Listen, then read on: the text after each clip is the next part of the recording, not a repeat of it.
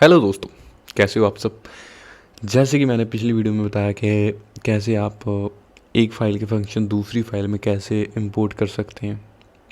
तो उसके बीच में कुछ भी एक दिक्कत है जो मैं आपको अब बताऊंगा। जैसे कि मान लीजिए मैंने ट्यूट 14 वही फ़ाइल को हम लेके चलते हैं, और नहीं, मैं जहाँ पे दूसरी फ़ाइल बनाऊंगा ट्यूट 15 डॉट पाइथन फाइल, और उसमें जल्दी से एक फंक्शन लिखूँगा।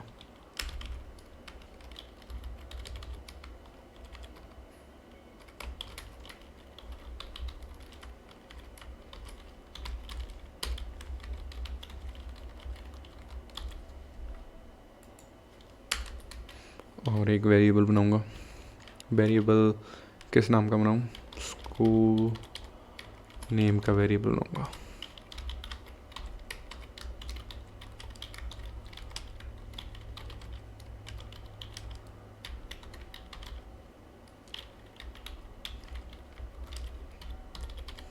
थोड़ी लंबी स्ट्रिंग है, चलो कोई बात नहीं।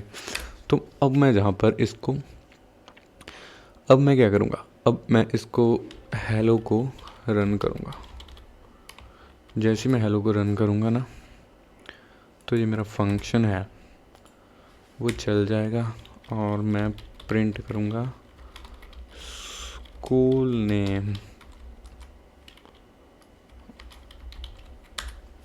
ठीक है, जैसे मैं इसको प्रिंट करूँगा तो ये मेरा फंक्शन है जो, और जो वेरिएबल की वैल्यू वो प्रिंट हो जाएगी।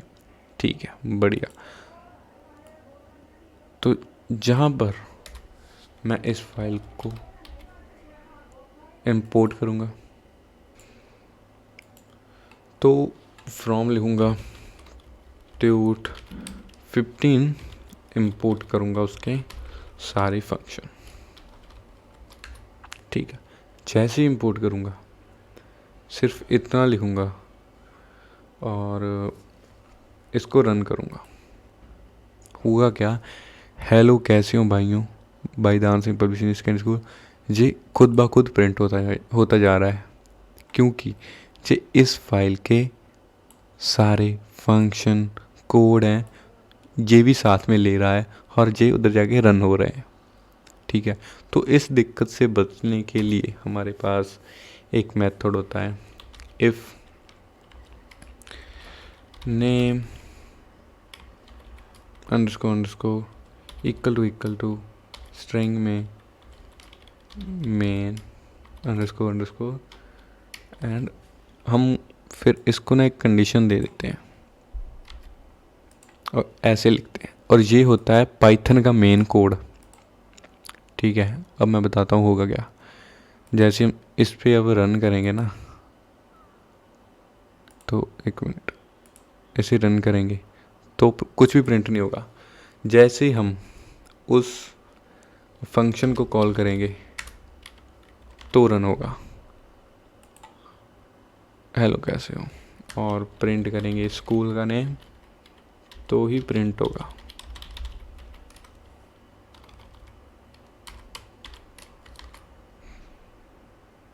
ठीक है, और हुआ क्यों, चलो अब हम इसे समझते हैं। ठीक है, तो मैं क्या करता हूँ, यहाँ पर मैं नेम देखता हूँ क्या है। ठीक है, मैं यहाँ पर प्रिंट करूँगा नेम को। मैंने ये जैसे यहाँ पे नेम लिखा तो जहाँ पर लिख के आया मेन। ठीक है, और जैसे कि ये जब कोड है वो दूसरी फाइल में भी इंपोर्ट हो रहा है, तो मैं इसको यहाँ पे रन करता हूँ तो लिख के क्या आ रहा है, ट्यूट 15। समझे कि जब तो ये इसका मेन है, इसी में ही ये रन हो रहा है, तो वहाँ पर मेन आ रहा है। जैसे ही ये दूसरी फाइल में से इंपोर्ट होकर आ रहा है तो उस फाइल का नाम आ रहा है। ठीक है, इसका मतलब हमने एक कंडीशन दी कि इफ़ नेम मेन है तो ये फंक्शन चला दो। जैसे ही ये नेम दूसरी फाइल से इंपोर्ट होगा तो इसका नाम मेन नहीं रहेगा, इसका नाम फाइल नेम बन जाएगा ट्यूट 15। तो ये कंडीशन रॉन्ग हो जाएगी और ये फंक्शन उस फाइल में नहीं चलेगा, सिर्फ इसी फाइल में चलेगा। ठीक है, एक बार और समझाता हूँ। जो नेम है, अगर तो ये इसी फाइल में चलेगा जिसमें ये दिया हुआ है तो इसका आउटपुट मेन रहेगा। जैसे ही ये दूसरी फाइल में इंपोर्ट होगा तो इसका आउटपुट बदल के फाइल के नेम पर हो जाएगा। ठीक है, तो इसलिए हम इसको एक इफ़ कंडीशन में पैक करते हैं कि अगर इसका नाम मेन हुआ तो ये कोड चलेगा, अदरवाइज़ ये कोड नहीं चलेगा, फिर सिर्फ इतना ही एग्जीक्यूट होगा। तो आज के लिए सिर्फ इतना ही, अगर आप समझे तो, नहीं तो आप एक वीडियो को दोबारा समझ सकते हैं। और जितना समय आप कोडिंग खुद से अपने हाथों से नहीं करेंगे तो सिर्फ ट्यूटोरियल देखने से कोई भी फ़र्क नहीं पड़ने वाला।